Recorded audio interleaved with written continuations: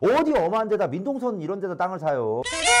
사랑의 불시착이라는 드라마 보셨나요? 처음에 이제 시작이 됐던 인트로가 이런 거잖아요. 높이 높이 올라갈 일만 남았다. 오지 마세요. 거기 대기하세요. 그 불시착한 지역이 DMZ였을 거라고 좀 추정을 해요. 비무장지대라고 하는데 영어로는 Demilitarized Zone이라고 해서 우리나라하고 북한하고 1953년 휴전을 거치면서 이 휴전선을 중심으로 해서 북쪽으로 2km, 남쪽으로 2km 이렇게 4km 정도는 완충지대를 만드는 것이 DMZ, 사람의 발길이라든가 이런 것들이 이제 닿지 않는 지역이잖아요. 저절로 아주 고도의 어떤 환경이 보존이 되면서 마치 생태공원과 같은 그런 역할을 한다. 얼마일까요? DMZ요? 아, 역시 돈이 문제네요.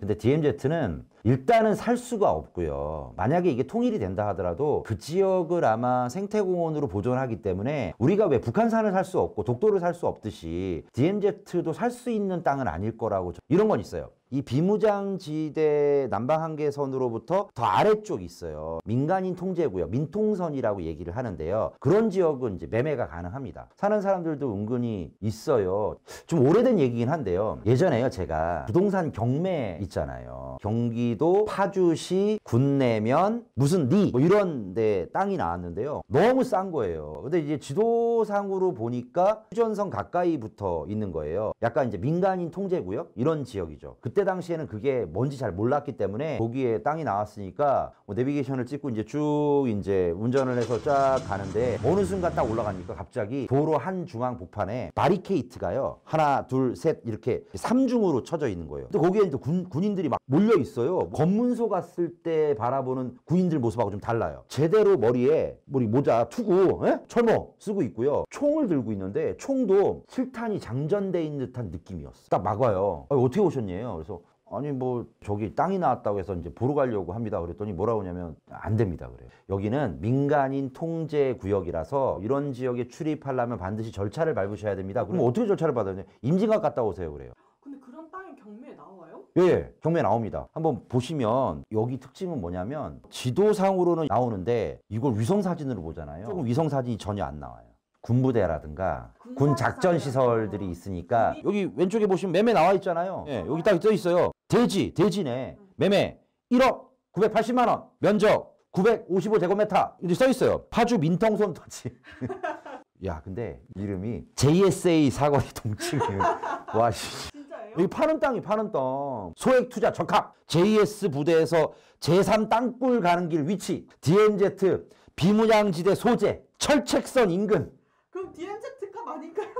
맞네. 이거 DMZ 땅인가 보네, 이거. 근데 이런 건 땅을 사는데 1년에 몇 번 못 갈 것 같아. 근데 군부대 허락받고 들어가야 되는. 저기다 투자하면 통일하고 나서 제가 좀 이득 좀 볼까요? 아, 통일이 되면 저런 데다가 또 예전에 우리나라가 또 햇볕 정책 막 이렇게 펼쳤을 때는 약간 통일 무드라든가 무르익었었잖아요. 그때 땅 그쪽에 많이 샀어요.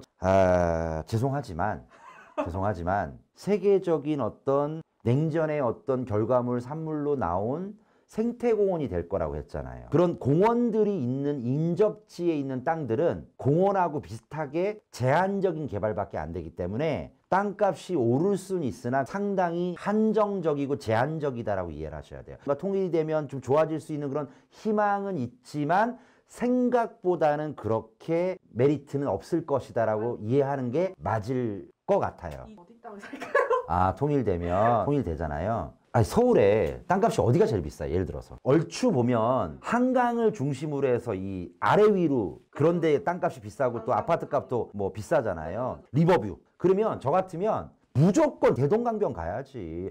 리버뷰 돼야 될 거 아니야. 그러니까 서울에 한강 있으면 평양에 뭐가 있겠어요. 그러니까 북한은 제일 큰 도시가 어디예요? 평양이잖아요. 평양에서 어디? 대동강 주변에 땅을 사야지. 어디 엄한 데다 민동선 이런 데다 땅을 사요. 적경지역에. 이러면 안 돼. 개성 무슨 어떤 그런 자치구라든가 그런 경제 중심지라든가 평양 시내라든가 이런 지역이 더 나은 거지. 다만 아마도 만약에 통일이 되는데 우리 남한의 어떤 그 방식 그런 또 꿈꾸는 어떤 이런 방식으로 통일이 되면 아마 북한 땅들은 거의 대부분이 국유화가 될 거기 때문에 마음대로 이제 땅을 그냥 사고 팔기는 쉽지는 않지 않을까. 겠나? 포기해야겠네요. 근데 이제 나중에 뭐 국가가 다 정리를 한 다음에 또 이제 개인들한테 이제 파는 그런 땅들이 있을 것 같은데 만약에 그런 일이 발생되면 서울의 집값 많이 떨어질 것 같아요. 그때가 되면. 왜냐면 이제 사람들이 이제 돈 들고 이제 북한에 이제 땅 사러 갈 거 아니에요. 그러면은 조금 그런 것들은 조금 약간 잦아들지 않을까. 어쨌든 사랑의 불시착 DMZ였다. 통일 대비해서 인근의 땅들은 아직은 살 수 있으나 생각보다는 그렇게 썩 좋지 않으니 그렇게 희망 섞인 생각하지 마시라. 또 다른 어떤 이야기로 찾아뵙겠습니다. 안녕히 계십시오.